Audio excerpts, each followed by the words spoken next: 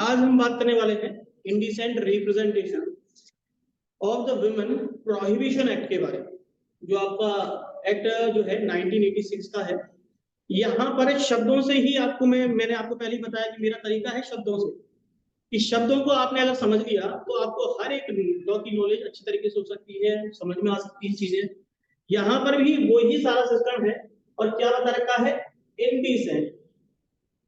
Indecent का मतलब आप समझ लीजिए ऐसी चीज जो अश्लील हो, असभ्य हो।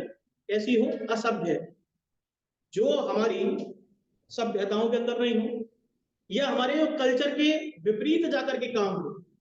ऐसा कह सकते हैं समाज के बिल्कुल विरुद्ध जाकर के अगर कोई काम कर रहे हो तो वो भी इंडिसेंट ही तो होगा। तो अगर ऐसा कोई भी कार्य किया गया तो वो क्या कहलाएगा? वहां पर इंडिसेंट कहलाएगा। ठीक है? प्रोहिबिशन। प्रोहिबिशन। यहां पर बात हो रही है रिप्रेजेंटेशन, और किसका सब्जेक्ट मैटर क्या है यहां पर? विमेन है। ठीक है? तो किसी महिला को जब असभ्य तरीके से रिप्रेजेंट किया जाए, किसके सामने? सोसाइटी के सामने, समाज के सामने प्रदर्शित किया जाए, तो वो क्या कहलाएगा? वो ऑफेंस कहलाएगा। अब किस चीज के अंदर प्रदर्शित किया जाएगा? पहली बार कोई न्यूज़पेपर हो सकता है, कोई एडवर्टाइज हो सकता है, एड भी तो होते हैं अपने, एड के अंदर हो सकता है, कोई बुक हो सकती है जिनके अंदर इस तरीके की मटेरियल डाल रखे हैं। तो अगर कोई किसी भी तरीके से, वो कोई भी तरीका हो जिसपे विजुअलाइज हो रहा हो, प्रेजेंटेशन हो, रिप्रेजेंट किया जा रहा हो किसी महिला को किस तरीके से? इनडिसेंट तरीके से, असभ्य तरीके से, तो वो उसी के ऊपर ये लॉ लागू होगा। इसी चीज के लिए क्या लिखा है इन्होंने कि इसको कहा है कि ये जो इंडिसेंट चीजें हैं वो क्या होनी चाहिए? प्रोहिबिटेड बाय लॉ है। इनको क्या कर देना चाहिए? निषेध कर देना चाहिए। निषेध कर देना चाहिए मतलब रेस्ट्रिक्टेड है, प्रोहिबिटेड बाय लॉ है। अगर कोई भी ऐसा कार्य करेगा तो वो चाहे कंपनी जिसने ऐड किया है, वो पब्लिशर जिसने ऐसी बुक छापी है, या कोई भी ऐसा व्यक्ति जिसने भी ऐसा पैम्पलेट बनाए हैं, कोई एडवर्टाइज बनाया है, कोई लेटर के अंदर कोई चीज लिखी है, किसी बुक के अंदर कोई चीज लिखी है, तो वो हर एक चीज के ऊपर क्या लगा दिया जाएगा? पेनल्टी इम्पोज कर दी जाएगी। और दूसरा, कोई बुक है ऐसी तो उसको सीज कर लिया जाएगा। सीज करोगे, पेनल्टी लगा दोगे, और उसे अटैच कर लोगे। अटैच का मतलब भी वही होता है, कुर्की करना। और जब भी कोई इसी तरीके के एक्ट बनते हैं तो आपको एक और बात समझनी है यहाँ पर, कि किसी भी एक्ट को जब बनाया जाता है तो उसके अंदर के ऑफिसर को भी बनाया जाता है जो उस एक्ट का एग्जीक्यूशन करवाता है। जैसे कि आप डोमेस्टिक वायलेंस एक्ट उठाओगे तो वहां पर भी प्रोटेक्शन ऑफिसर के बारे में बता रखा है, या कोई अगर आप पॉक्सो एक्ट उठाओगे तो वहां पर भी जुवेनाइल की पुलिस यूनिट बता रखी है आपको। जेजे एक्ट उठाओगे तो वहां पर भी 3-4 तरीके की चाइल्ड वेलफेयर ऑफिसर, दुनिया भर के ऑफिसर्स के बारे में पता है। तो यहाँ पर भी सेम इसी तरीके का प्रावधान है, और उस शब्द को दिया है इन्होंने सेक्शन नंबर 5 के अकॉर्डिंग। उनको क्या कहा है? गजेटेड ऑफिसर का।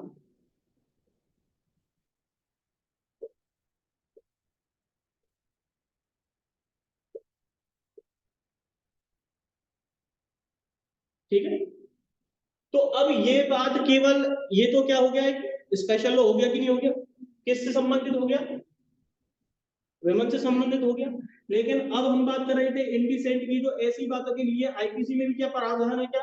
क्योंकि हम तो आईपीसी को क्या बोलते हैं? कोड बोलते हैं, और वो अपने आप में क्या है? एग्जॉस्टिव है, पूर्ण है, कंप्लीट है।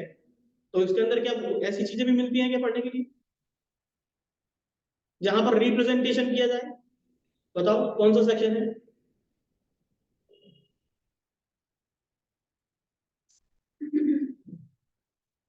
ऑब्सीन शब्द का यूज किया गया हो जहां पर? सर ऑब्सीन मैगजीन्स और बुक्स वगैरह पर पूरा एक चैप्टर है ना? तो अगर ऐसा कुछ भी है तो वहां पर बता रखा है सेक्शन नंबर आईपीसी के अंदर 292 में। आईपीसी का सेक्शन है मेनली जो बताता है 292 के रिगार्डिंग, जो इस इंडिसेंट शब्द को ही समझा रहा है। लेकिन जब आईपीसी किसी व्यक्ति के ऊपर लागू होती है तो व्यक्ति का मतलब क्या है वहां पर, जेंडर से मेल और फीमेल, और वो कोई चाइल्ड भी हो सकता है, क्योंकि आईपीसी तो सबके ऊपर लागू होती है ना, तो ये तो सबकी बात करती है, तो उसके ऊपर तो सीधे सीधे सेक्शन नंबर 292 लग जाएगा वहां पर। लेकिन ये किसकी बात कर रहा है, एक स्पेसिफिक सब्जेक्ट मैटर की बात कर रहा है, मतलब महिला की ही बात कर रहा है, तो ये एक तो स्पेशल लॉ हो गया। अच्छा ये बताओ, क्या ये कॉन्स्टिट्यूशनली चैलेंज किया जा सकता है क्या ये, बताइए, ऐसा एक्ट कॉन्स्टिट्यूशनली चैलेंज किया जाएगा कि नहीं किया जाएगा? वैसे तो हमारा जो संविधान है उसका आर्टिकल 14 कहता है रूल ऑफ लॉ, सबके लिए एक समान कानून होने चाहिए, तो इनके लिए अलग क्यों, पुरुषों के लिए तो कोई नहीं बना, सीधी सी बात है, पुरुषों के लिए भी तो कोई होना चाहिए था, मेल मेंबर के लिए भी तो होना चाहिए, तो ये तो हमारे साथ कॉलिशन किया जा रहा है कि नहीं? तो फिर ये इसको संवैधानिकता कहां से मिली, किस आर्टिकल से मिली?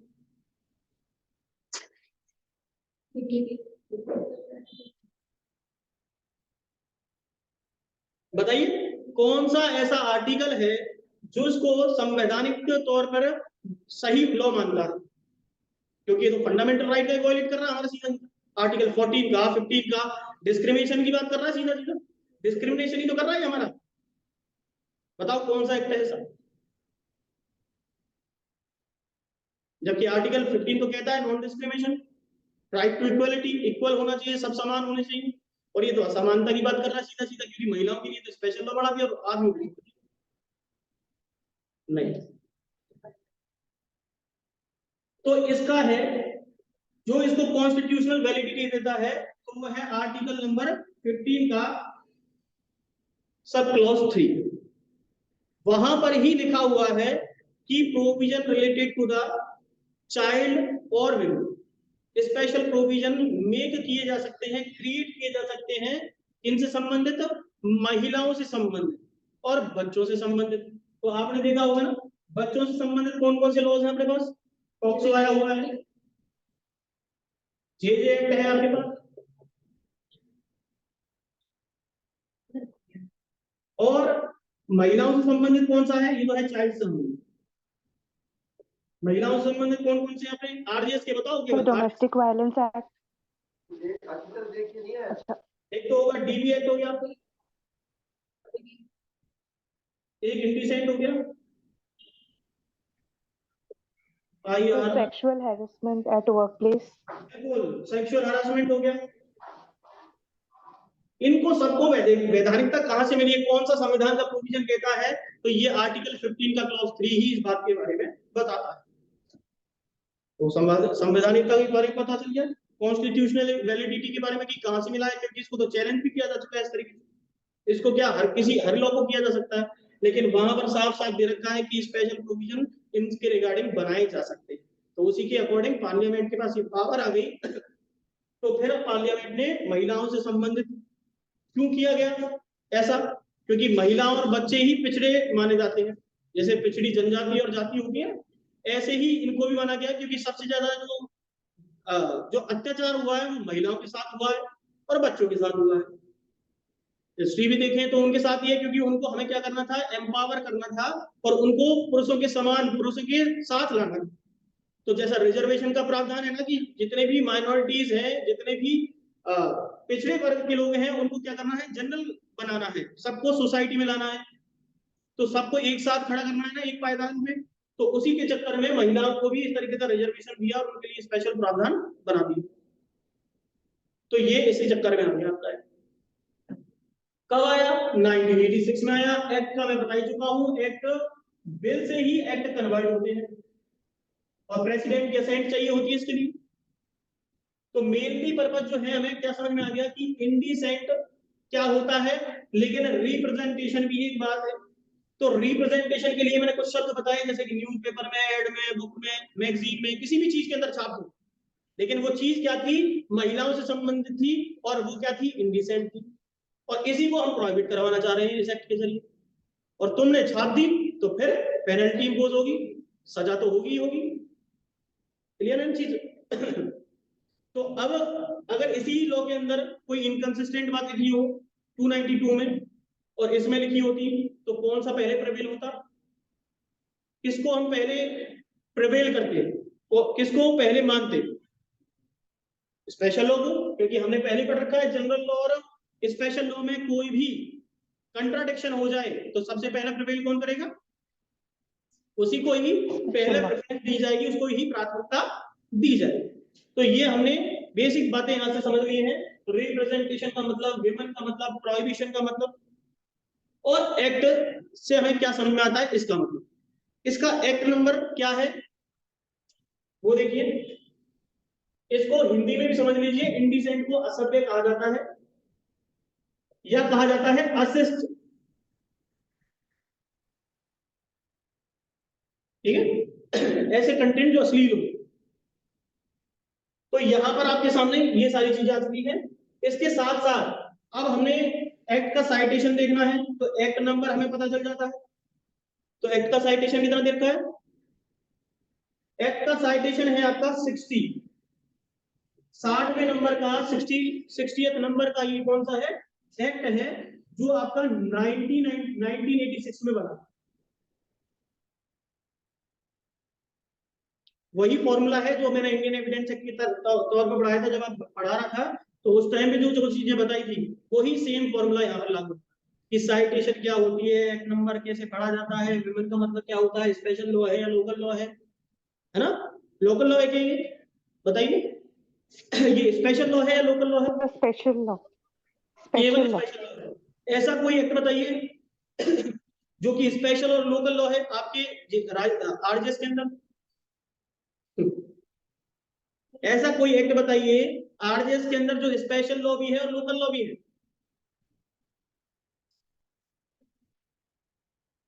लोकल लॉ का क्या मतलब होता है? Very good. किसी पर्टिकुलर ज्यूरिसडिक्शन। वही, एक तो पर्टिकुलर टेरिटरी के ऊपर लागू होता है, केवल राजस्थान में लागू होता है, और दूसरा वो स्पेशल एक्ट भी है क्योंकि वो रेंट से मतलब सब्जेक्ट मैटर बता रहा है।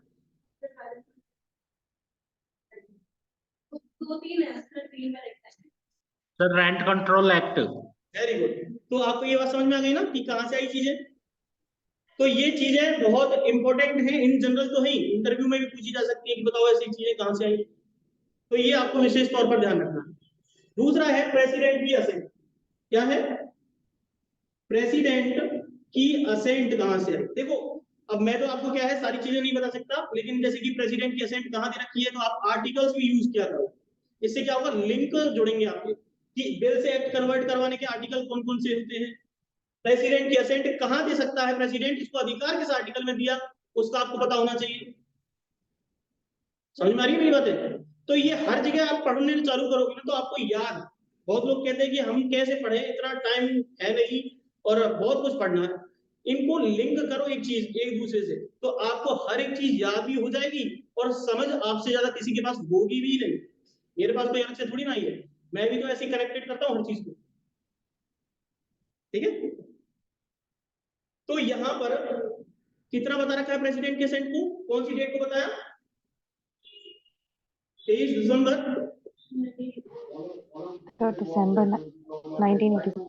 1986 में। तो 23 दिसंबर 1986 आपके सामने पेश है। इस दिन प्रेसिडेंट ने असेंट दी थी। ठीक है, अब ये पोस्ट कॉन्स्टिट्यूशनल है, प्री कॉन्स्टिट्यूशनल है लो? पोस्ट है तो फिर इसमें तो कोई जरूरत ही नहीं थी क्योंकि पार्लियामेंट ही बनाया है। और ये प्री होता तो फिर इसको संवैधानिकता कहां से मिलती, किस आर्टिकल से मिलती? Constitutional validity. अगर ये पोस्ट कॉन्स्टिट्यूशनल लॉ होता तो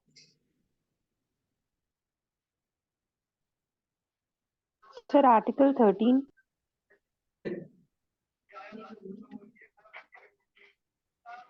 इंडियन एविडेंस एक्ट पढ़ा था ना 1872 का? कहां से पढ़ा था, कहां से मिली थी उसको संवैधानिकता? कौन सा? 372। सही बात है, सही। आर्टिकल नंबर 372 बताया था मैंने आपको, याद हो?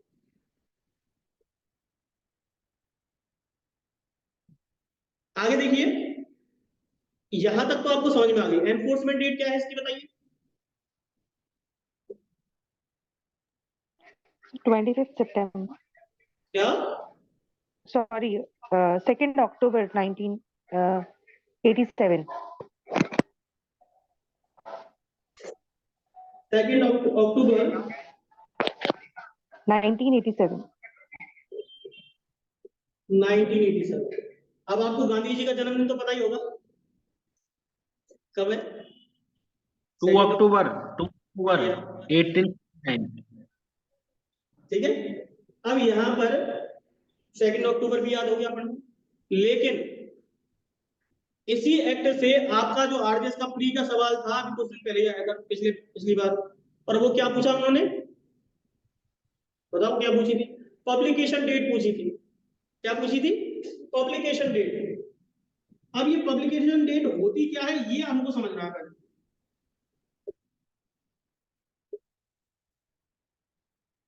कोई बता सकता है पब्लिकेशन डेट क्या होती है? हाँ, वेरी गुड।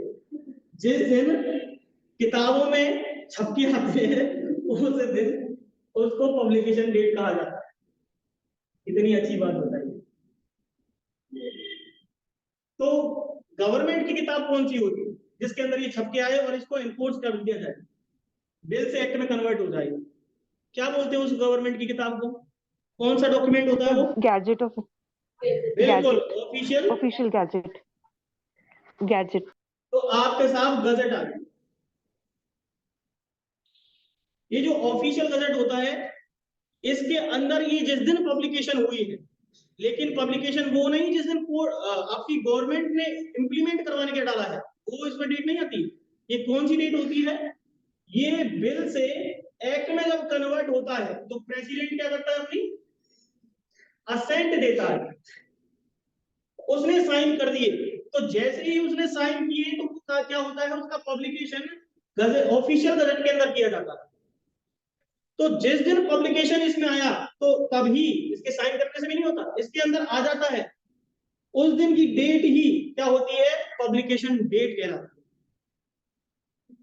अभी बात समझ में? ऐसे ही एक और डेट होती है सर, असेंट। पब्लिकेशन डेट तो ये हो गई, एक होती है एनफोर्समेंट डेट। एनफोर्समेंट डेट का भी पब्लिकेशन होता है, याद है आपको? ये कैसे होता है कि जब गवर्नमेंट अपनी तरफ से ऑफिशियल गजट में अनाउंस करती है तो वो ही एनफोर्समेंट डेट या तो उसी दिन लिख देते हैं, या वो कहते हैं कि भविष्य में इस तारीख से ये लॉन्च किया जाएगा, मतलब इंप्लीमेंट किया जाएगा। जैसे कि 14 नवंबर इसकी डेट है, 14 नवंबर। चिल्ड्रंस डे तो है, लेकिन 14 नवंबर सर, पॉक्सो एक्ट आया था सर, एनफोर्समेंट डेट है, उस दिन उसको किया गया था। तो फिर वो जो चीज की गई थी तो वो पोस्ट पेड की गई, उन्होंने फिक्स कर दिया टाइम कि इस दिन होगा। तो पब्लिकेशन में या तो ये लिख के आता है कि 10 दिन बाद, 15 दिन बाद, या वो हाथ के हाथ उसी दिन लॉन्च कर रहे हैं। ठीक है, तो ये चीज क्या हो गई कि ऑफिशियल गजट ऑफ इंडिया जो है आपका, ऑफिशियल गजट के अंदर जो लिखा आता है, तो ये वो चीज है, उसको कहते हैं पब्लिकेशन डेट। तो इसके बारे में सवाल पूछा जा चुका है आपसे,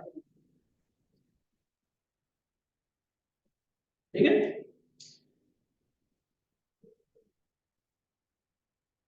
सर इस केस में पब्लिकेशन डेट कौन सा होगा फिर? 25th सितंबर।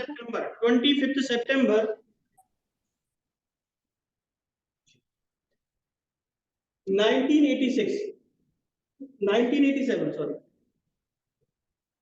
अब देखो एक एक स्टेप के साथ जुड़ी हुई है सारी, देखिए।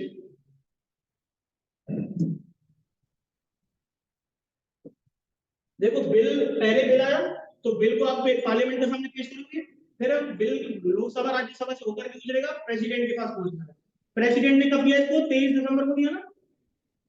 कब दिया? 23 दिसंबर 1980। लेकिन पब्लिकेशन कितने टाइम बाद हुआ इसका? 25 सितंबर। देखो कितना टाइम लग गया, लेकिन इसके बाद ही होना था ना, 23 दिसंबर तो जब ही निकल गया। तो 1986 की जगह क्या आ गया? 87 आ गया। और ये इसी दिन से ही बिल से एक्ट में कन्वर्ट हुआ, जिस दिन ऑफिशियल गजट में, क्योंकि ऑफिशियल गजट में आना जरूरी है उसका भी। और फिर उसके बाद ऑफिशियल गजट से क्या आ गया? इन्फोर्समेंट डेट आई। और फिर देखो इसके बाद भी दूसरी आएगी ना, तो 25 के बाद ही आएगी। तो 25 के बाद कौन सी आ गई? 10 2 अक्टूबर 1987। ऐसे स्टेप बाय स्टेप है ये सारा चीज।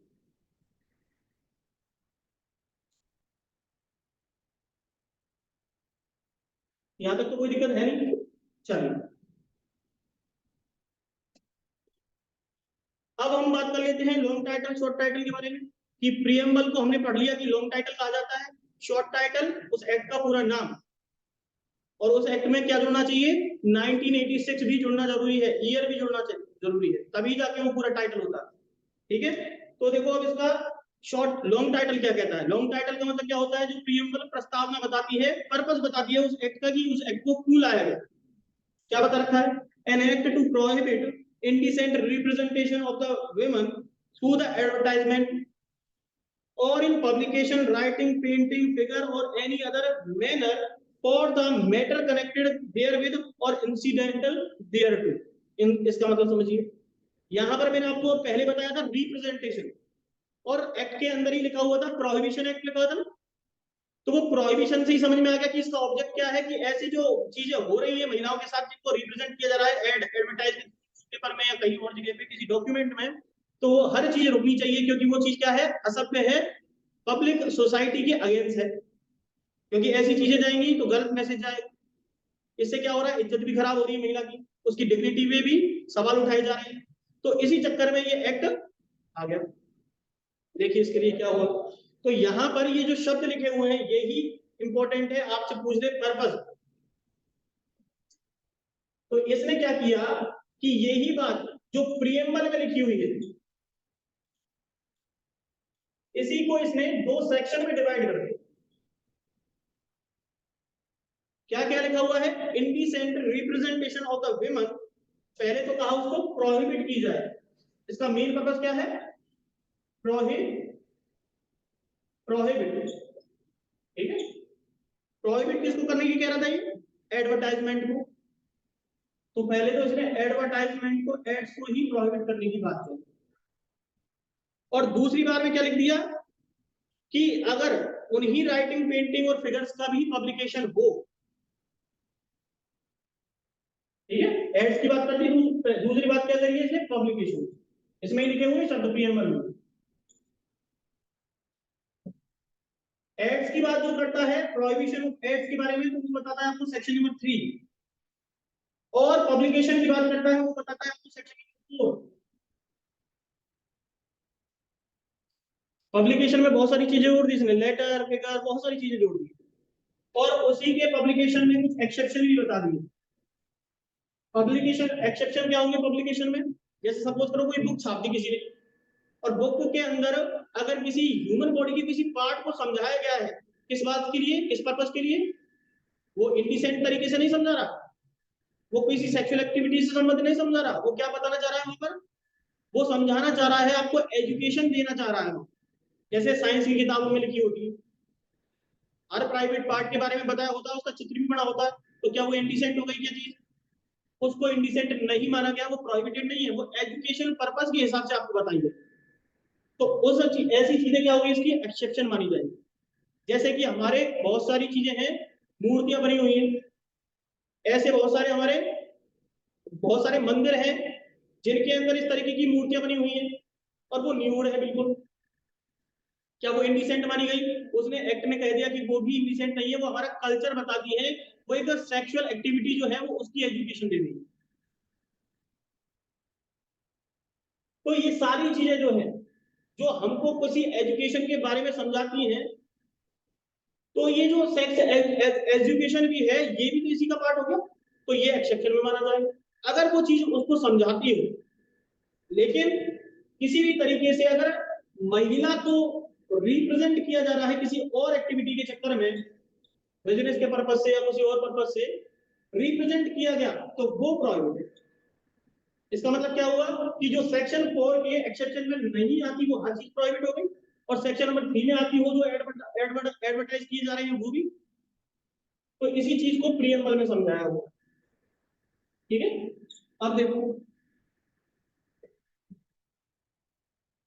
क्या बता रखा है। शॉर्ट टाइटल, पूरा एक्ट का नाम क्या है? एक्सटेंट आपका जम्मू कश्मीर हट गया, पूरे इंडिया के ऊपर होल इंडिया पे लागू हो गया, इसका मतलब ये सेंट्रल गवर्नमेंट ने लॉ बनाया था। सब्जेक्ट मैटर क्रिमिनल से रिलेटेड आ गया है, ये भी नहीं हो गया। तो आपको पता ही है क्रिमिनल प्रोसीजर या लॉज बनाए जाते हैं तो अलग से स्पेशली कंकरेंट लिस्ट का भाग हो जाता है। अगर इसमें अमेंडमेंट अगर कोई स्टेट करना चाहती है तो कर सकती है, क्या कर सकती है? कंकरेंट लिस्ट का भाग है, तो ये चीज भी हो सकती है। दूसरा है it shall come into force on a such date. अब देखो यहाँ पे लिखा हुआ है such date as the central government by the notification in the official gazette appoint. इसको समझिए, यहाँ पर सच डेट लिख दिया लेकिन डेट फिक्स नहीं की थी जब ये एक्ट बिल से एक्ट में ड्राफ्ट कर दिया, बिल से एक्ट बना दिया गया, तो इसका मतलब डेट इन्होंने बाद में तय की, किसी किसी एक्ट में लिखी आती है डेट। तो सच डेट कौन है कि स्टेट सेंट्रल गवर्नमेंट ही नोटिफिकेशन निकालेगी, और नोटिफिकेशन कैसा निकलेगा? ऑफिशियल गजेट भी तो निकलेगा। तो फिर इन्होंने क्या तय कर दिया? कौन सी डेट बताई? ऑफिशियल गजेट में निकाल के 2 अक्टूबर, वही तो थी इसकी एनफोर्समेंट डेट जो सेंट्रल गवर्नमेंट बनाती है, तो उसने इंप्लीमेंट करवा दिया उसे। दूसरा है डेफिनेशन क्लॉज। डेफिनेशन क्लॉज बहुत इंपॉर्टेंट है, इसमें से प्री के क्वेश्चन या मेंस के क्वेश्चन भी पूछे जाते हैं, प्री और मेंस के हिसाब से सीधा डेफिनेशन पूछ लेगा आपसे। जैसे कि रिप्रेजेंटेशन ऑफ द वुमेन के बारे में पूछ, indecent representation of the women की डेफिनेशन बता रखी है उन्होंने, ये इंपॉर्टेंट है, स्टार लगा लीजिए। एडवर्टाइज की नहीं पूछ सकता। एडवर्टाइज का मतलब देखिए क्या लिख रखा है इन्होंने, एडवर्टाइज का मतलब है इंक्लूड शब्द से। इंक्लूड जो शब्द है ये इंटरप्रिटेशन स्टैट्यूट के अंदर पढ़ते हो आप। इंक्लूड का मतलब होता है इसके अंदर और भी चीजें जुड़ सकती हैं, ऐसी हमारी बात। इंक्लूड का क्या मतलब है कि इसमें इस तरह की और चीजें भी जुड़ सकती हैं, ये तो इतनी ही बता रखी है, तो इसका मतलब उसका वाइड एरिया हो गया एडवर्टाइज का मतलब भी। तो ये चीज आपको समझ लो क्या बता रखा है। Any notice, circular, label, wrapper और other document also include any visible representation made by means of any light, sound, smoke or gas। बनती है ना इन सभी चीजें, तो ये सारा का सारा क्या कहलाएगा? एडवर्टाइजमेंट कहलाएगा। अगर इनके अंदर छापा गया है तो एडवर्टाइज में ये भी आ गई, और इसके साथ अलावा कुछ और भी चीजें भी आ सकती हैं जो कोड बता दे, इनको तो मान ही रहे हम। दूसरी बात क्या है? डिस्ट्रीब्यूशन। डिस्ट्रीब्यूशन, आप मैगजीन छापोगे तो क्यों? पर कोई बिजनेस पर्पस के तो लिए छाप रखी होगी ना आपने। कोई व्यक्ति तो पैसे के लिए छाप रहा है और कोई बिना पैसे के छाप रहा है, वो पर्सनल सेटिस्फेक्शन के लिए छाप रहा है। तो अगर कोई ऐसी चीज भी छापी जा रही है तो उसका क्या करा जाएगा? डिस्ट्रीब्यूशन तो होगा ही ना उस चीज का, घर पे थोड़ा रखोगे उसे। तो अगर ये चीज है तो लिखा हुआ है डिस्ट्रीब्यूशन का मतलब है by way of sample, whether free और अदरवाइज। अदरवाइज फ्री है तो अदरवाइज का क्या मतलब हुआ? पेड, पैसा भी मांग सकता है उसका, या फ्री है सैंपल के तौर पे, लेकिन वो हर चीज कर क्या रहा था, उसका पर्पस क्या है? डिस्ट्रीब्यूशन ही तो करना है, तो इसलिए डिस्ट्रीब्यूशन को भी इसने समझा दिया यहाँ पर, लेकिन इंक्लूड शब्द का भी यूज कर, ठीक है। ऐसे ही इंडिसेंट रिप्रेजेंटेशन ऑफ वुमेन के लिए क्या लिखा है? मीन। मतलब क्या है इसका? कि इसका मतलब ये ही समझा जाएगा, इसके अलावा कुछ और मतलब हो भी नहीं सकता। क्लियर है? क्या लिखा हुआ है? मीन्स अ डिपिक्शन। डिपिक्शन का मतलब क्या होता है? वर्णन करना। वर्णन करना किस चीज का? In any manner of the figure of the woman. Woman का फिगर का ही वर्णन कर रहा है, डिपिक्शन कर रहा है, उसको एक्सप्लेन कर रहा है, या उसकी कोई चित्रकारी कर दी उसने। हर फॉर्म और बॉडी और एनी पार्ट देयर ऑफ, उसका किसी बॉडी पार्ट को लेकर के कर दिया। In such a way to have effect being indecent, और उसको देख करके दूसरे व्यक्ति को इंडिसेंट लग रही है वो चीज। लगेगी किसको? हमको तो लगेगी, जब तो हम उसके खिलाफ सूट फाइल करके एफआईआर करके आएंगे। तो क्या लिखा हुआ है? डेरोगेटरी। इंडिसेंट लग रही है ऐसी चीज, डेरोगेटरी मतलब कम ही कर रही है उसकी इमेज को, कम कर रही है उसकी रेपुटेशन को, महिला की हो। डेनिग्रेटिंग, ये भी कमी का ही एक शब्द है, ठीक है।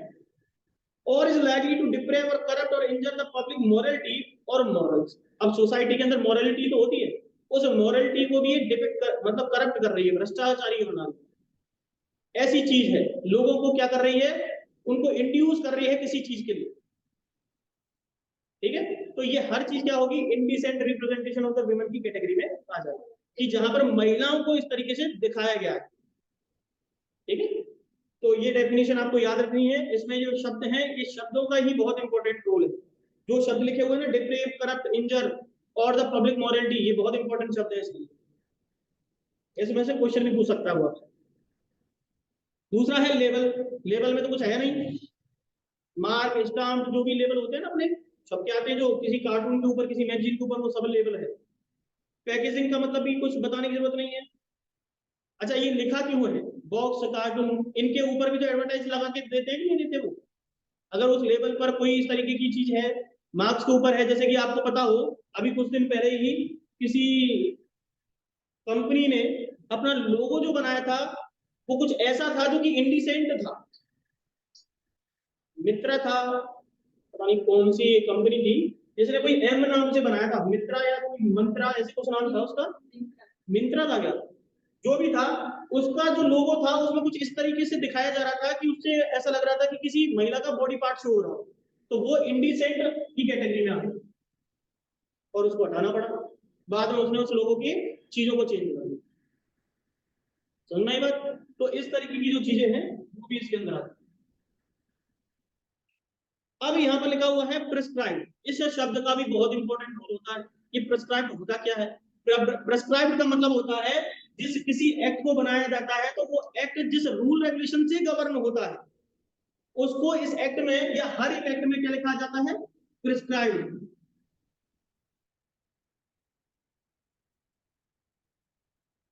लिखा था ना, प्रिस्क्राइब्ड बाय लॉ। ये क्या है प्रिस्क्राइब्ड? प्रिस्क्राइब्ड का मतलब है रूल रेगुलेशंस जिनके साथ वो एग्जीक्यूट किया जाता है। एज मे बी प्रिस्क्राइब्ड शब्द यूज किया जाता है जनरली हर जगह। तो प्रिस्क्राइब्ड का मतलब है रूल रेगुलेशन में ऑफिशियल गजट की क्वालिफिकेशन क्या होगी, यहां तो नहीं बता रखी, लेकिन क्वालिफिकेशन क्या होगी तो वो रूल रेगुलेशन से पढ़नी होगी। हर एक एक्ट के लिए रूल रेगुलेशन बनाए जाते हैं, चाहे पॉक्सो एक्ट हो, चाहे जेजे एक्ट हो, चाहे कोई भी एक्ट हो। ठीक है, तो वही चीज प्रिस्क्राइब करें। इसलिए यहाँ पर प्रिस्क्राइब का मतलब बता दिया कि rules made under this act. इस एक्ट के लिए जो रूल रेगुलेशंस बनाए गए हैं, अब रूल रेगुलेशन बनाता कौन है? उसको इंप्लीमेंट करवाने का काम किसका है? एग्जीक्यूट करवाने का काम किसका है? किसका होता है? गवर्नमेंट का होता है। अब वो स्टेट गवर्नमेंट भी हो सकती है और सेंट्रल गवर्नमेंट भी हो सकती है। तो वो क्या करेगी? वो रूल रेगुलेशंस बनाएगी उस एक्ट के लिए। ठीक है, ये इसकी मेन बात है।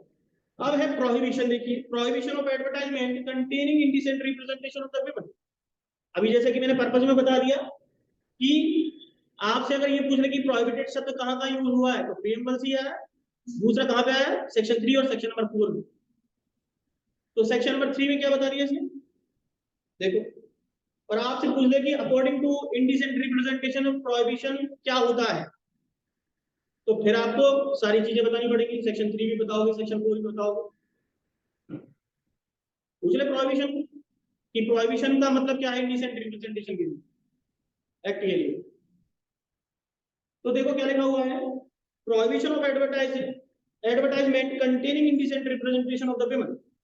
किसी महिला को अगर ऐसा किया जा रहा है, एडवर्टाइज के अंदर कोई कंटेंट डाला जा रहा है महिला से संबंधित जिससे वो महिला रिप्रेजेंट हो रही हो, तो वो हर एक एडवर्टाइज क्या होगा? प्रोहिबिट होगा, निषेध होगा। क्या लिखा हुआ है? No person. अब पर्सन का मतलब क्या है? कोई भी हो सकता है। पर्सन में लेडी, जेंट्स और लीगल और नेचुरल पर्सन भी होते हैं। नेचुरल लीगल पर्सन समझते हो ना क्या होता है? लीगल पर्सन कौन होते हैं? जिनकी लीगल एंटिटी हो, कंपनी हो गई, कॉर्पोरेशन हो, कॉर्पोरेट हो गए, कोई भी चीज हो गई, सब चीज हो गई लीगल। नेचुरल में कौन हो गए? हम और आप हो गए। तो अब ये कोई भी व्यक्ति हो सकता है। क्या लिखा हुआ है? नो को अब किसके साथ जोड़िए? Person shall not published. अब ये शैल शब्द जो है वो क्या है? मैंडेटरी तो शब्द बता रहा है। मैंडेटरी का मतलब क्या है? अनिवार्य है कि इसका उल्लंघन नहीं करे कोई। और जिसने उल्लंघन किया तो उसका मतलब क्या है कि शैल का जब उल्लंघन किया जाता है, वॉयलेट किया जाता है, तो मतलब पनिशमेंट मिलेगी उसको, पनिशमेंट। पेनल्टी मिलेगी। उसके रिगार्डिंग ये बता दिया आपको। क्या बता रहा है देखिए कि कॉज टू बी पब्लिश, या तो खुद पब्लिश कर रहा है, करवा रहा है, और अरेंज कर रहा है, पब्लिश करवाने में भाग ले रहा है किसी को। तो एक व्यक्ति तो हो नहीं सकता, और भी तो लोग हो सकते हैं उसके अंदर। जो इन्वॉल्व हो, एक नहीं 10 और लोग हों, तो हर एक 10 लोग भी वो सारे के सारे एग्जीबिशन लगा रहे हो किसी एडवर्टाइजमेंट की जो कि महिलाओं को गलत तरीके से दिखा रही हो, तो हर चीज प्रोहिबिट है। प्रोहिबिट बना दिया। तो अब जैसे ही प्रोहिबिट बना दिया, तो फिर इसके खिलाफ जो कार्रवाई होगी वो सेक्शन 6 के अकॉर्डिंग होगी। इसके अकॉर्डिंग होगी, सेक्शन नंबर 6 के अकॉर्डिंग ये कार्रवाई उस व्यक्ति के खिलाफ हो जाएगी।